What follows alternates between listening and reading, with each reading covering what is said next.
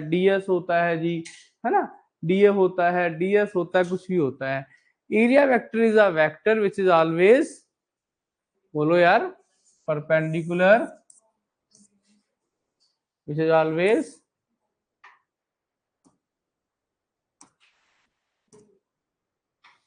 Perpendicular to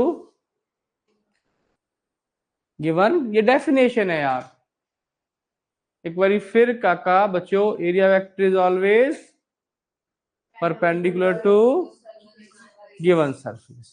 ठीक है, तो पहले तो ढंग से एरिया वेक्टर को समझना है। In other words we can say that direction of normal that is perpendicular over surface defines the direction of area vector. ये है तुम्हारा डीए, समझो ये क्या है तुम्हारा डीए, कुछ भी डी हो, छोटा सा एरिया, उसके परपेंडिकुलर क्या है इसका डायरेक्शन। तो डीए है क्या, ये डीए और एन कैप का कॉम्बिनेशन। एरिया को डायरेक्शन से मिला दोगे वो वेक्टर बन जाएगा। ठीक है जी, तो एरिया वेक्टर हमेशा क्या है, area multiply by perpendicular direction. Concept clear है जी, बोलिए बेटा,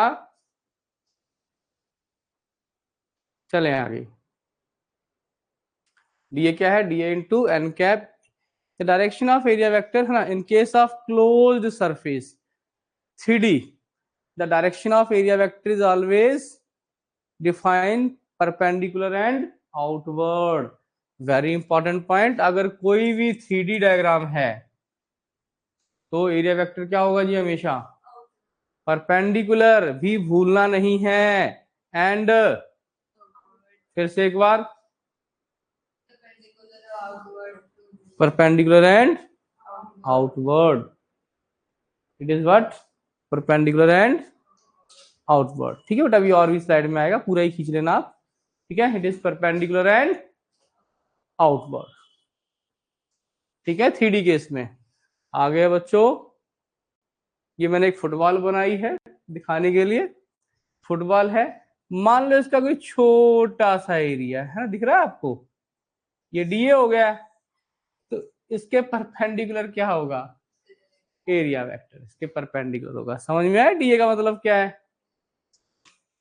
चलिए, अगर कोई डिस्क हो, अब डिस्क यार तुम तो ऐसे नहीं बना सकते, मैंने डिस्क डाउनलोड करके उसको दिखाया मैंने यहाँ पर रियलिटी में कि क्या होता है ना। समझ में आया जी डीए, डायरेक्शन सबको क्लियर है। DA is outward, direction is and perpendicular. चलो जी, ऐसा आप लोग बना लेते हो पेन पे, ये रियलिटी है, ये नॉर्मल जो टीचर बना देता है बोर्ड पे। अगर डिस्क टेढ़ी होगी तो एरिया वेक्टर भी टेढ़ा होगा। अब बताओ जी, क्या तुम्हें एरिया वेक्टर समझ में आया। एरिया और शेप का निकालना है। ठीक है, तुम राइटिंग कापी खोले बैठे हो क्या, वेरी गुड। समझ में आया व्हाट इज एरिया वेक्टर, है आ गया। चलो जी,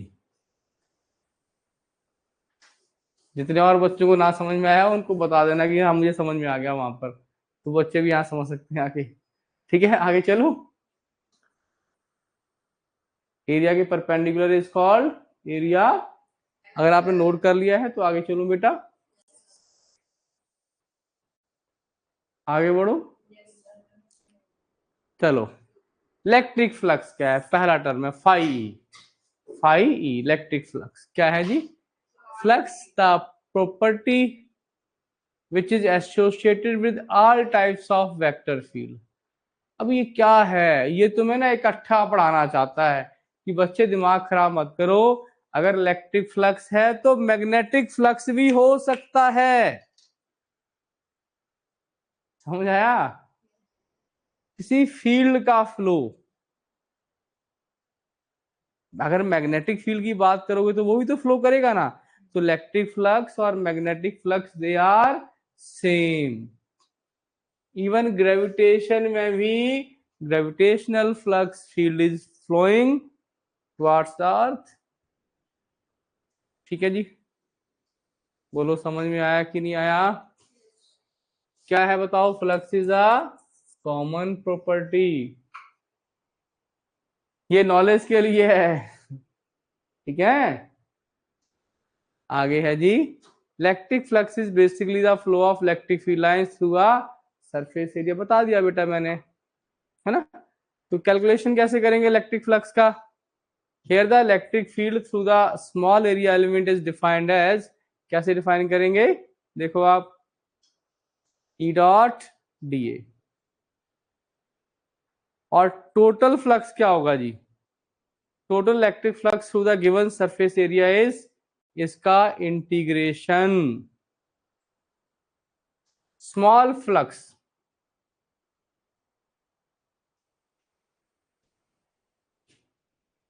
देखो ये इसका डेफिनेशन हो गया बेटा, अगर कोई पूछे आपसे, ठीक है। What is electric flux? ये क्या हुआ जी? स्मॉल फ्लक्स मैथमेटिकल कैसे डिफाइन करोगे? किसमें किसमें एंगल है? आंखें देख खोल के देख के बताओ, फिर से बताओ। इलेक्ट्रिक फील्ड एंड किसमें किसमें याद रहेगा? थीटा क्या है बताओ? What is mathematical formula? It is dot product of E dot D A. रट्टा मारना है यार, इट इज द, अब जिसको डॉट निकालना नहीं आता वो फ्लक्स नहीं निकाल पाएगा बेटे। You have to remember your dot product of vectors. समझ आया जी? You have to remember your dot product of vectors, ठीक है। आगे चलूं,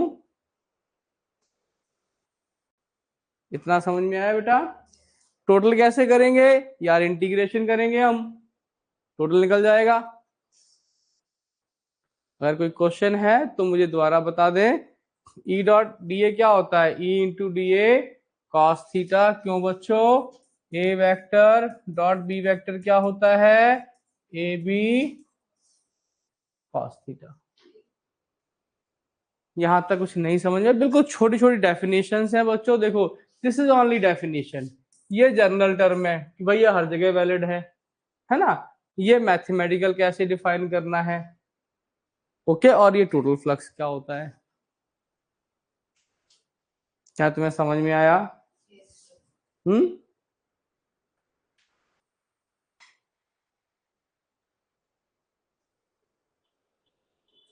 किसी एरिया में लाइंस के फ्लो को इलेक्ट्रिक फ्लक्स कहा जाता है। फॉर्मूला बताएं। What is flux? Phi E vector dot, ठीक है जी। थीटा क्या है? Angle between E and d A. अगर आपको क्लियर है तो मैं आगे बढ़ूं बेटा। ये देखो बहुत ना, ये डायग्राम्स आपको यहां से कुछ बातें समझ में आ ही रही होंगी यार, ठीक है। आप कुछ ऐसे भी कर सकते हो, ई का कंपोनेंट इधर तोड़ दो, क्या आएगा? E cos theta. आप ऐसे भी कह सकते हो, डीए का कंपोनेंट यहां तोड़ दो, डीए। बेसिकली तो कंपोनेंट चाहे डीए को तोड़ दो चाहे ई को तोड़ दो। तो हम ये भी कह सकते हैं शॉर्ट शब्दों में, अगर आपको कह दे component of electric field along area vector into area vector. समझ में आया? Component of E along area vector upon, ठीक है। चलो आगे भाई, बताओ कह सकते हैं ऐसे हम क्या? डी ए कॉस थीटा, ठीक है, या ई इंटू, बढ़ू आगे, चलो जी आगे चलते हैं। इफ इज यूनिफॉर्म, अगर ई फिक्स है, ई वेरिएबल नहीं है। अब समझो बेटे, व्हाट इज जेई? जेई में ई क्या कर देते हैं? वेरिएबल कर देते हैं। अगर ई कांस्टेंट है तो ई कॉस थीटा उसको बाहर कर दिया मैंने, इंटू इंटीग्रेशन ऑफ डीए, ठीक है जी। समझ में आया? सो फाई क्या है जी? डीए का इंटीग्रेशन क्या आ गया बेटा? ए आ गया। तो फाई क्या है? Dot product of E vector dot A vector, ठीक है जी। अगर ई यूनिफॉर्म है तो सीधा क्वेश्चन निकल जाएगा जी, इंटीग्रेशन की जरूरत नहीं पड़ेगी। If a given surface is closed surface, फिर बता रहा हूं, अगर क्लोज सरफेस है तो क्या है वो, 3D है, ठीक है जी। अगर थीटा 0 है तो क्या आएगा, देखो आप फिर से देखो, आंखें खोल के देखो, आंखें खोल के देखो, थीटा क्या है 0, कॉस 0 क्या होता है 1, और फ्लक्स क्या होगा बेटा जी, मैक्सिमम फ्लक्स क्या होगा जी, अगर ई और ए साथ साथ भागेंगे तो मैक्सिमम फ्लो रहेगा। सर वो क्या है जो इम्पोर्टेंट है, वो इंटीग्रेशन का साइन है ना। हाँ बेटा, क्लोज के जब कोई क्लोज सरफेस होता है तो इंटीग्रेशन में सर्कल मार देते हैं बेटे, इसका मतलब है क्लोज सरफेस।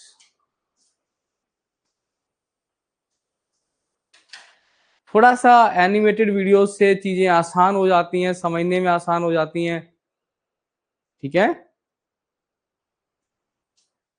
क्लियर, ई और ए दोनों क्या जा रहे हैं जी, पैरेलल।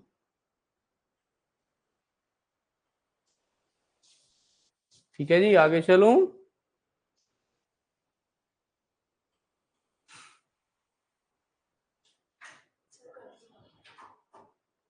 ठीक है, आगे बढ़े। इतना नोट किया आपने, फ्लक्स समझ में आया कि नहीं आया अच्छी तरह से, बेटे समझ में आया। देखो जी, फ्लक्स अभी आप नॉर्मल मूव कर, आपको आप छुट्टी मारोगे तो फिर काम गड़बड़ हो जाएगा, कोई भी बच्चा छुट्टी मारेगा तो। अभी फ्लक्स क्या आएगा बताओ, फ्लक्स क्या आएगा, क्यों, फ्लक्स क्या आएगा जी, 0। देखो ई क्या जा रहा है तुम्हारा, राइट साइड जा रहा है, एरिया कहाँ है, नीचे की तरफ, तो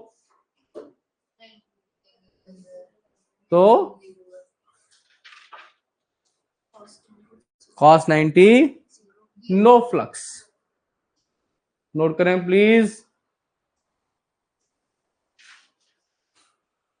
हमने आज क्या सीखा, हमने सीखा जी एरिया वेक्टर, है ना, हमने सीखा जी इलेक्ट्रिक फ्लक्स क्या है जी। कोई क्वेश्चन कर लो बेटे, हाँ एकम, कोई क्वेश्चन,